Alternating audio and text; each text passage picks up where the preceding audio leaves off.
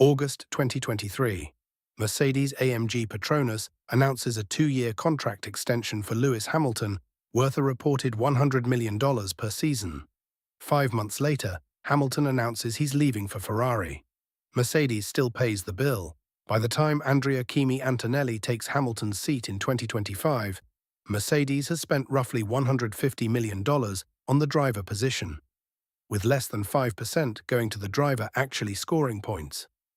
This is not a story about loyalty or betrayal. It's a story about the accounting logic that governs modern Formula One, where you don't pay drivers for results. You pay them for the option of not having to replace them yet. And sometimes that option costs more than the driver himself. August 31st, 2023. After 18 months of negotiation, Mercedes announces a contract extension for Lewis Hamilton through the 2025 season. The press release is 4 paragraphs. The financial terms are not disclosed. They never are. But within 60 days, 4 independent sources converge on the same number. Reuters, Automotor and Sport, Forbes, and a leaked Daimler Group internal compensation memo all report the same figure. $100 million per year, base salary, plus performance escalators worth up to $40 million more. 2 years, $200 million minimum. Up to $280 million with full escalator triggers. This was signed at the lowest point of Hamilton's competitive career. The 2022 W13 had been a disaster. He finished 6th in the championship, his worst result since 2009. The 2023 W14 was barely better. He was 39 years old. He had not won a race in 2 full seasons since the controversial 2021 Abu Dhabi Grand Prix. Every data point inside Mercedes' performance department suggested he was past peak. Every data point inside Mercedes' marketing department suggested they could not afford to lose him. Toto Wolff made the case to Ola Källenius that Hamilton's brand contribution to Mercedes-Benz globally was worth at least €600 million annually in earned media. The logic Wolff presented to Daimler's board was not about lap times. It was about media valuation. Mercedes' internal marketing team estimated that Hamilton's presence generated approximately €600 million per year in earned media value across broadcast, digital and social channels. That figure comes from a combination of race coverage, sponsor activations, and luxury vehicle brand association. The math Wolff used was simple. Lose Hamilton, lose 30% of channel relevance, lose 5% of luxury vehicle sales mindshare, lose €1.2 billion in EBITDA over 24 months. Pay him $100 million per year, and you keep all of it. Källenius signed off in late August 2023. The deal was structured as a 2-year base with mutual termination clauses. Hamilton would receive $100 million per year guaranteed, plus bonuses tied to wins, podiums, and Constructors' Championship performance. The image rights were handled separately through a Cayman Islands SPV, as is standard in F1 driver contracts. The total package was estimated at $140 million per year, all in. At the time, it was the highest annual compensation ever paid to a Formula One driver. It was also the first time a major manufacturer had signed a driver to a 9-figure annual deal with 0 race wins in the preceding 24 months. February 1, 2024. 5 months after signing the Mercedes extension, Lewis Hamilton announces on Instagram that he will be leaving Mercedes for Ferrari, effective 2025. The post has no explanation, just a statement. The timing shocked the paddock. Hamilton had signed a 2-year extension less than 6 months earlier. The ink was barely dry. But the mechanics of the departure were already baked into the contract. Driver contracts in Formula One contain mutual termination clauses that allow either side to walk away, but only with significant financial penalty. Hamilton's clause specified that to leave 1 season early, he had to forfeit roughly $40 million in deferred bonuses and image rights royalties. Mercedes, in return, would still owe his 2024 base salary in full, $100 million, regardless of mid-season departure. The 2025 season was the disputed year. Hamilton did not race for Mercedes in 2025. Ferrari paid him a separate contract, estimated at $45 million, base plus €60 million in image rights to be their #1 driver. But the 2024 portion of the Mercedes deal was paid out in full through December 2024, even though by January 2025 his replacement was already in the seat for testing.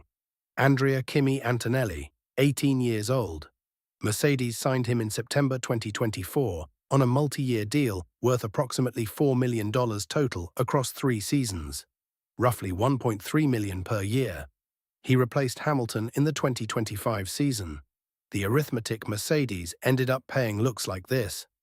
2024 Hamilton salary, $100 million, paid in full. 2024 Hamilton bonus pool, $20 million, partially paid and prorated to wins and podiums.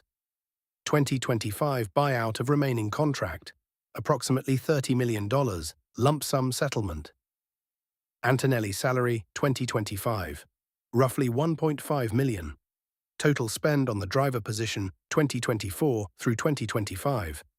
Approximately $150 million, of which less than 5% went to the actual driver who scored points in 2025.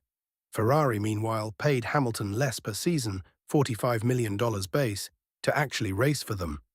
John Elkann, Ferrari's chairman, described the deal in Corriere della Sera as, quote, the bargain of the decade in motorsport, signed in plain sight. Mercedes paid for the insurance, Ferrari paid for the driver. Both deals made sense within their own logic. Most people assume driver contracts are straightforward. You pay for performance, you pay per race, you pay per win. That is not how Formula One works. Modern F1 driver contracts are structured more like corporate retention agreements with built-in exit penalties. The mutual termination clause in Hamilton's Mercedes contract was negotiated by his legal team at the time of signing in August 2023. It gave both sides the option to walk away after year 1, but only with full financial settlement. If Mercedes wanted to terminate Hamilton after 2024, they would owe him the full 2025 salary plus image rights, approximately $140 million. If Hamilton wanted to leave after 2024, he would forfeit deferred bonuses and royalties worth approximately $40 million, but Mercedes would still owe the 2024 salary in full. This clause is standard in high-value F1 contracts.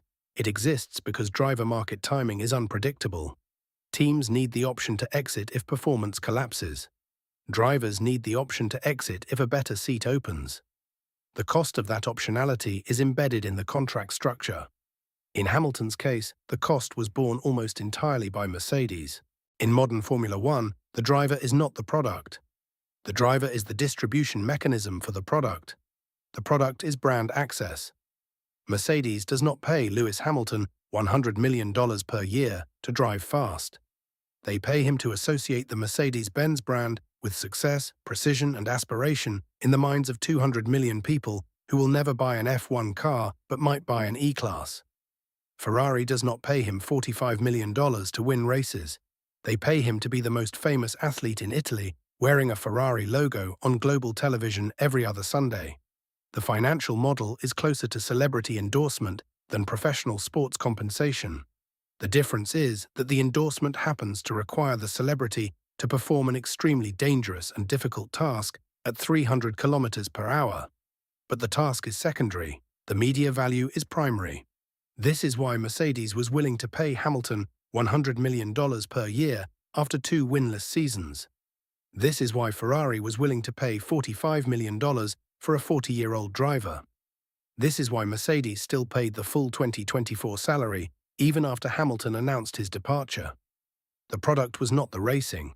The product was the optionality, and optionality is expensive.